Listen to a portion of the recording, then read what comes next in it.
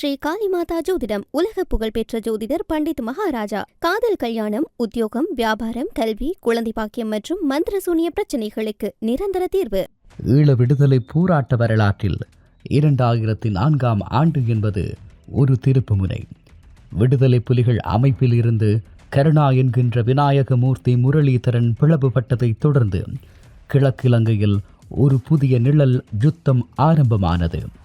கருணா குழுவினர் என்கின்ற பெயரில் தமிழர்கள் மீதும் விடுதலை புலிகள் மீதும் மிக கொடூரமான தாக்குதல்களும் படுகொலைகளும் அரங்கேற்றப்பட்டன.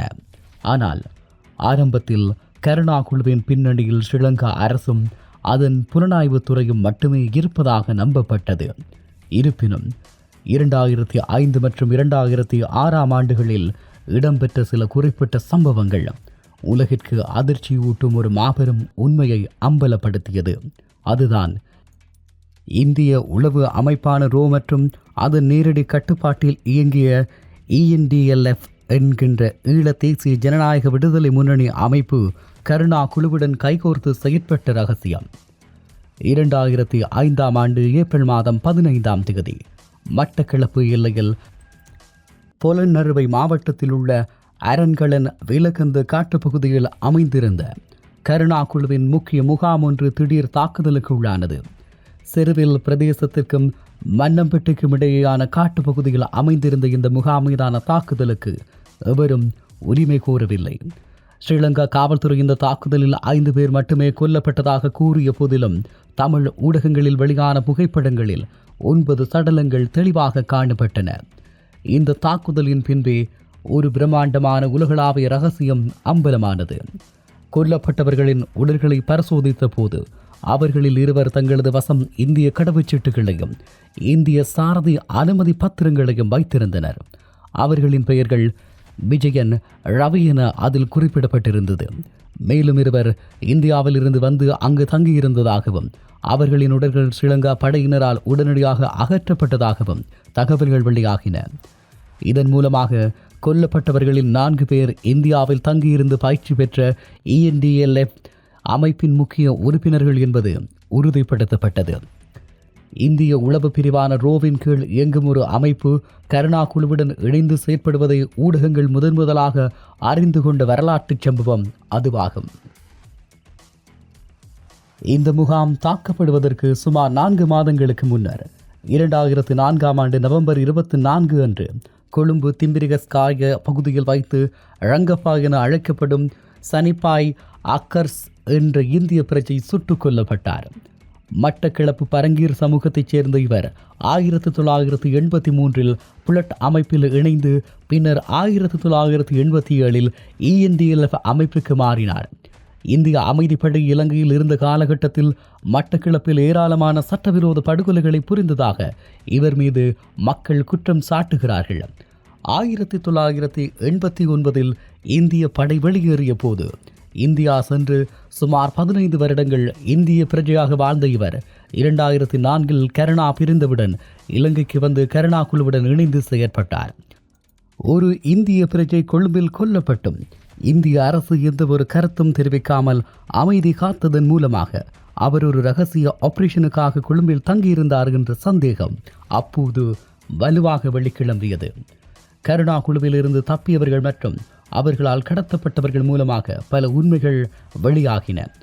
மைசூரில் கருணா 2005 டிசம்பர் 6 அன்று கஞ்சிகுடிச்சாறு பகுதியில் தமது சக முக்கியஸ்தர்கள் 4 படுகொலை செய்துவிட்டு விடுதலை புலிகளிடம் சரணடைந்த ஞானதேவன், புகழ்வேந்தன் ஆகிய கருணா குழு உறுப்பினர்கள் கருணா இந்தியாவின் மைசூரில் தங்கியிருந்தே இயங்கி வருகிறார் என்ற ரகசியத்தை உடைத்தனர்.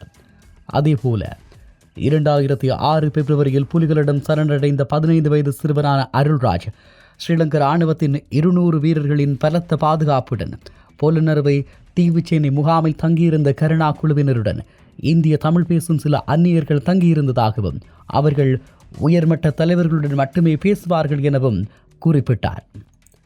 ஹிந்தி பேசிய கடத்தல்காரர்கள் 2006 ஜனவரியில் கருணா குழுவினரால் கடத்தப்பட்டு பின்னர் விடுவிக்கப்பட்ட தமிழர் புனர்வாழ்வு கழக உறுப்பினர்கள் தங்களை கடத்தி வைத்திருந்த முகாமில் இருந்த சிலர் தங்களுக்குள் ஹிந்தி மொழியில் உரையாடி கொண்டதாக அதிர்ச்சி தகவலை வெளியிட்டனர். இந்த சம்பவங்கள் அனைத்தும் இந்திய புலனாய்வு பிரிவான ரோவினால் இயக்கப்பட்ட ENDLF அமைப்பினர் கருணா என்ற பெயரில் கிழக்கு மண்ணில் படுகொலைகளை அரங்கேற்றினர் என்பதை உச்சிதப்படுத்தினர். இந்தியா, ஸ்ரீலங்கா அரசு ஆகியன அரசியல் காரணங்களுக்காக இந்த விவகாரத்தில் தொடர்ந்தும் மௌனம் சாதித்தது. யார் இந்த ENDLF? ஈழ தேசிய ஜனநாயக விடுதலை முன்னணி என்பது முழுக்க முழுக்க இந்திய உளவு அமைப்பான ரோவினால் அதன் நேரடி பிரிவான OSO என்று அழைக்கப்படுகின்ற பிரிவின் மூலமாக உருவாக்கப்பட்டு வழிநடத்தப்பட்ட ஒரு அமைப்பாகும். 1980களில் ஈழ விடுதலை இயக்கங்களுக்கு இந்தியா ஆயுத பயிற்சி அளித்த போது தமிழீழ விடுதலை புலிகளும் புலட் அமைப்பும் இந்தியாவின் முழு கட்டுப்பாட்டிற்குள் வராமல் நழுவின. இதன் காரணமாக புலட் அமைப்பை உடைத்த ரோ அதிலிருந்து பிரிந்த ஞானசேகரன் எனப்படும் பரந்தன் ராஜன் தலைமையிலான குழுவையும் EPRLF-இல் இருந்து பிரிந்த சிலரையும் இணைத்து இந்த ENDLF அமைப்பு உருவாக்கியது. இந்திய அமைதிப்படை இலங்கையில் இருந்தபோது புலிகளுக்கு எதிராகவும் தமிழ் மக்களுக்கு எதிராகவும் மிக மோசமான கொடூரங்களை இவர்கள் புரிந்தார்கள். இவர்களின் கொடியில் இருந்த 3 நட்சத்திரங்களை வைத்து மக்கள் இவர்களை 3 ஸ்டார் குழு என்று அச்சத்துடன் அழைத்தார்கள். மட்டக்களப்பு காந்தி சதுக்கத்தில் இருந்து இவர்களின் அலுவலகம் சித்திரவதை கூடமாக திகழ்ந்தது. அங்கு கொண்டு வரப்படும் நபர்களின் ஒரு காதை வெட்டிவிட்டு தான் விசாரணையை ஆரம்பிப்பார்களாம். இந்த விசாரணை மரணத்தில் தான் முடியும் என்று சொல்லுவார்கள். 1989இல் இந்திய படை வெளியேறிய போது இந்த ENDLF அமைப்பைச் சேர்ந்த சுமார் 1600 பேர் தங்களது குடும்பங்களுடன் இந்தியாவுக்கு, குறிப்பாக ஒரிசா மாநிலத்தின் மல்காங்கிரி முகாமிற்கு அழைத்துச் செல்லப்பட்டனர். அங்கு 15 வருடங்கள் அகதிகளாக வாழ்ந்து சரளமாக ஹிந்தி பேச பழகியவர்களது குடும்பங்களிலிருந்து தெரிவு செய்யப்பட்டவர்களே 2004ஆம் ஆண்டிற்கு பின் கருணா குழு என்ற பெயரில் மீண்டும் கிழக்கு மாகாணத்திற்குள் இறக்கப்பட்டனர். இலங்கை உளவுத்துறையும் இந்திய உளவுத்துறையும் இணைந்து நடத்திய மிக வெற்றிகரமான கூட்டு நடவடிக்கை இதுவாகும். ராஜீவ்காந்தி மரணத்திற்கு பின் விடுதலை புலிகளை அழிக்க கங்கணம் கட்டிய ரோ கருணாவின் பிளவை மிக சாதகமாக பயன்படுத்தி ஆடிய நிழல் ஆட்டமே இதுவாகும் என்பது குறிப்பிடத்தக்கதாகும். உண்மையில் ஒரு பெருந்தியலோடு நிறைந்த இந்த வரலாறு என்பது மிக மோசமான கருப்பு பக்கங்களை இலங்கையினுடைய கிழக்கு மாகாணத்தில் எழுதி வைத்தது. குறிப்பாக கருணாவின் பிளவின் பின்பதாக தமிழ் மக்களுக்கு எதிராக நிகழ்த்தப்பட்ட அட்டூழியங்கள் என்பது சொல்லில் மாளாதவை. இது தொடர்பாக தொடர்ச்சியாக வருகின்ற நாட்களிலும் இந்த விவகாரங்கள் தொடர்பாக விரிவாக ஆராயலாம். அடுத்த பாகத்தில் இந்த ஆபரேஷன் எவ்வாறு திட்டமிடப்பட்டது, 650 ENDLF உறுப்பினர்கள் இலங்கைக்கு கொண்டு வரப்பட்டது உண்மையா, புலிகள் தேடிக்கொண்டிருந்த போது கருணாவும் அவரது மனைவியும் இந்தியாவில் எங்கு யாரோடு தங்கியிருந்தார்கள், இது போன்ற முக்கியமான விடயங்களை அடுத்து வருகின்ற தொடர்களில் நாங்கள் அவதானிக்கலாம். உண்மையில் தமிழ் மக்களுக்காக ஆயுதமேந்தியவர்கள் தமிழ் மக்களையே கொன்று குவித்த ஒரு கொடூரம் இலங்கையின் கிழக்கு மாகாணத்தில் அந்த காலப்பகுதியில் அரங்கேறியது.